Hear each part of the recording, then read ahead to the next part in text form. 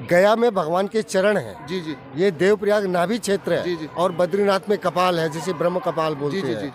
तो यहाँ पे पिंडदान तर्पण करने का विशेष महत्व है। जी जी। इसके बाद आपको ये भागीरथी नहीं मिलेगी। जी जी। इसको लाए ही राजा भगीरथ पितरों के तारने के लिए जी थे। जी। ये भगवान राम की तपस्थली भी है। जी जी। और यहाँ पे उन्होंने भगवान महाराज दशरथ जी का पिंडदान तर्पण किया था और वो मोक्ष को प्राप्त हुए जी जी। थे। पंडित जी, हमारे पुराणों में ऐसा वर्णन है कि राजा भगीरथ अपने पूर्वजों के उद्धार के लिए माता गंगा को पृथ्वी पर लाए थे और इस वजह से माता गंगा का एक नाम भागीरथी भी है साथियों।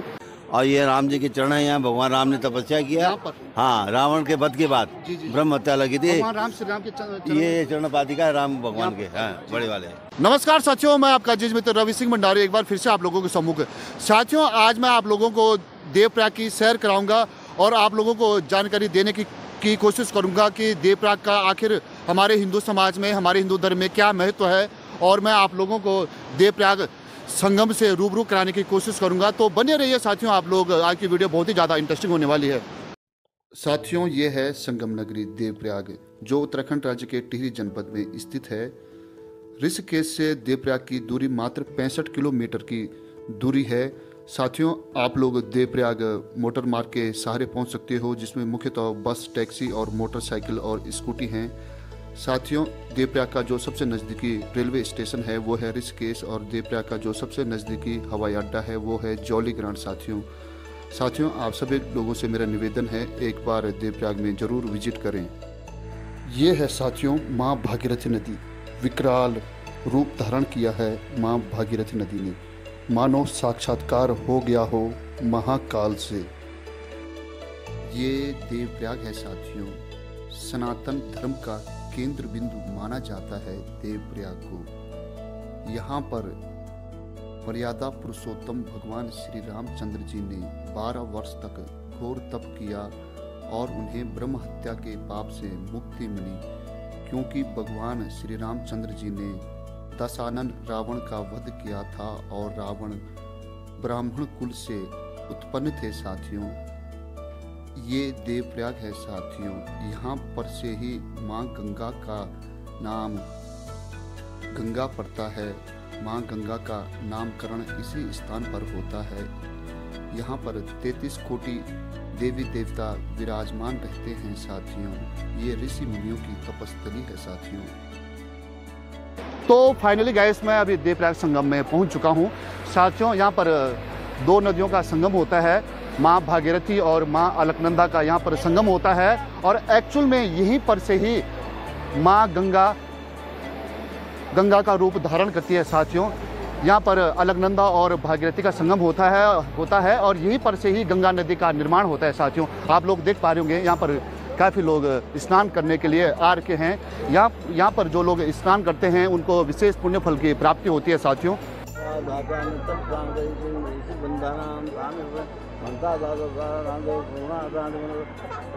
मनोकामना पूरी आपके मंगलमय।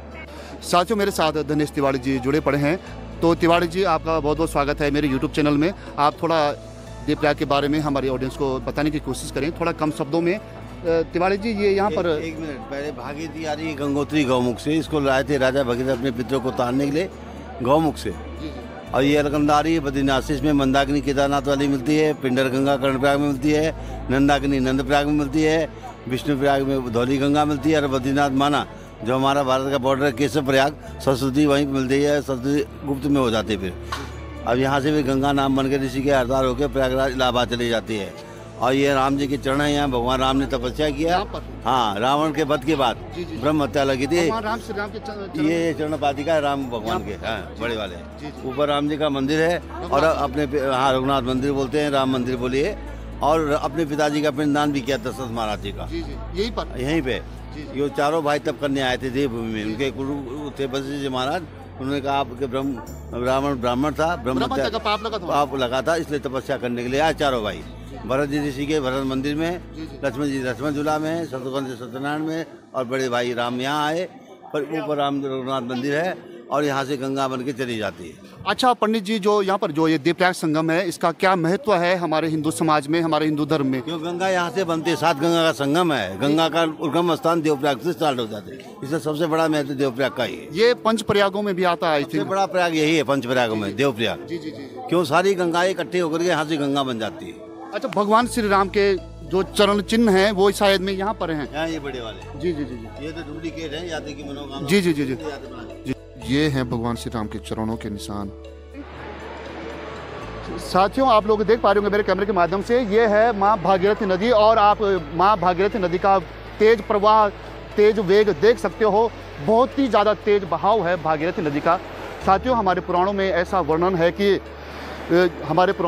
वर्णन है कि राजा भगीरथ अपने पूर्वजों के उद्धार के लिए माता गंगा को पृथ्वी पर लाए थे और इस वजह से माता गंगा का एक नाम भागीरथी भी है। साथियों, ऐसे कहा जाता है कि कपिल मुनि ने महाराजा भगीरथ के पूर्वजों को श्राप दिया था और महाराजा भगीरथ के 60,000 वंशज भस्म हो गए थे और अपने पूर्वजों के उद्धार के लिए राजा भगीरथ ने घोर तपस्या की। पहले उन्होंने भगवान ब्रह्मा की तपस्या की, उसके बाद उन्होंने भगवान शिव की तपस्या की और तब जाकर माँ गंगा धरती पर आई साथियों, और तब जाकर राजा भगीरथ के पूर्वजों का उद्धार हुआ है।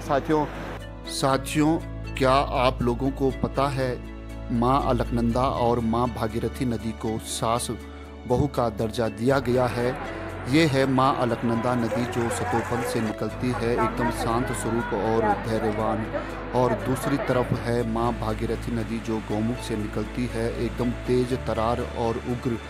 शायद में इसी वजह से इन दोनों नदियों को सास बहू का दर्जा दिया गया है।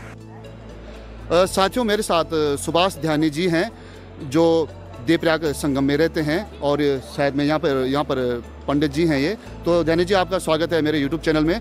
तो ध्यानी जी, आप थोड़ा बताने की कोशिश करेंगे हमारी ऑडियंस को कि ये जो देवप्रयाग संगम है इसका हमारे हिंदू धर्म में क्या क्या महत्व है और जो लोग यहाँ पर स्नान करते हैं तो उनको कौन कौन से पुण्य फल की प्राप्ति होती है, और यहाँ पर जो ये गुफाएँ हैं इनके बारे में थोड़ा जानकारी देने की कोशिश करें। सबसे पहले तो आप जोर से बोले, आपके पास। सबसे पहले तो माँ गंगा के धाम देवप्रयाग में आपका स्वागत है। ये माँ गंगा की पतित पावनी भूमि है। यहीं से माँ गंगा का उद्गम होता है। नाम यहीं से गंगा पड़ा है। इससे पहले 2 धाराओं में बटी हुई है। एक आपके इधर ये भागीरथी की धारा आती है, ये आपके गंगोत्री से। इसको शिव जी ने अपनी जटा से निकाला था, इसको जटा शंकरी भी बोलते हैं। राजा भगीरथ के प्रयत्न से आई थी, इसलिए इसका नाम भागीरथी है।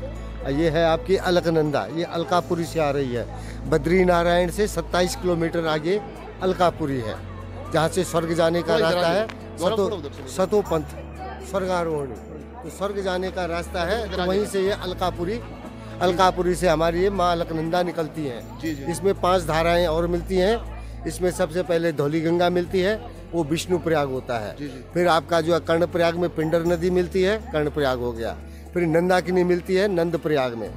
फिर आपके रुद्र प्रयाग में जो है आपके केदारनाथ से मंदाकिनी मिलती है। इसमें 5 प्रयाग बनते हैं। देवप्रयाग मुख्य प्रयाग है, यहाँ से माँ गंगा का रूप धारण करती है। एक्चुअली मतलब माँ गंगा यहीं से शुरुआत होती है। जी जी जी। यहाँ से पहले अलकनंदा, ये भागीरथी है। अच्छा पंडित जी, आप थोड़ा बताने की कोशिश करेंगे हमारी ऑडियंस को। ऐसे कहा जाता है जो देवप्रयाग जो ये जो स्थान है, इसको उत्तराखंड की अयोध्या भी कहा जाता है इसको, तो इसके बारे में आप थोड़ा प्रकाश डालने की कोशिश करेंगे।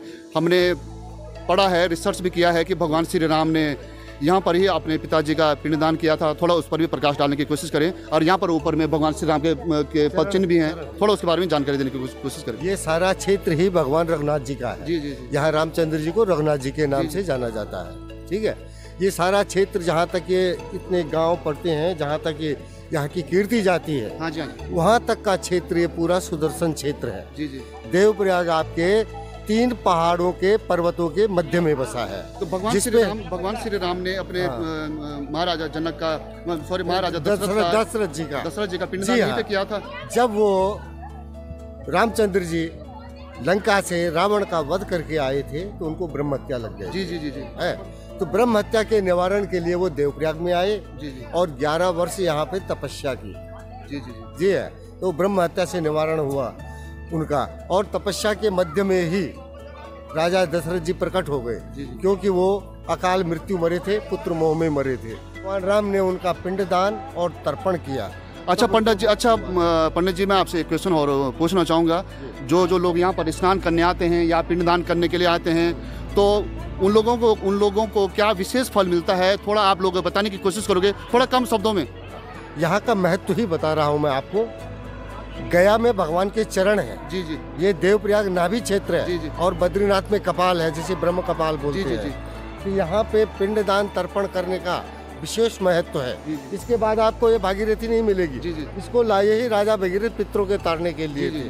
थे। ये भगवान राम की तपस्थली भी है। जी जी। और यहाँ पे उन्होंने भगवान महाराज दशरथ जी का पिंडदान तर्पण किया था और वो मोक्ष को प्राप्त हुए जी जी थे। पंडित जी। अच्छा पंडित, थोड़ा कैमरा इधर करने की कोशिश करिए। आ जाइए पंडित जी। यहाँ पर जो ये गुफाएं हैं, ये गुफाएं मतलब किन मतलब कौन कौन से महर्षियों की ये गुफाएं हैं? थोड़ा इस पर भी थोड़ा प्रकाश डालने की कोशिश करें। ये गुफाएं बहुत प्राचीन गुफाएं हैं। जी जी। इसको चंद्र गुफा बोलते हैं। जी जी। और ये सूर्य गुफा है। जी जी। ठीक है। ये लगभग कितने साल पुरानी गुफाएं होंगी? ये इतने पुरानी है, सतयुग के जमाने की है। जब राजा भगीरथ जो है गंगा को लाए थे। जी जी। तो उस समय की गुफाएं हैं। अच्छा। है।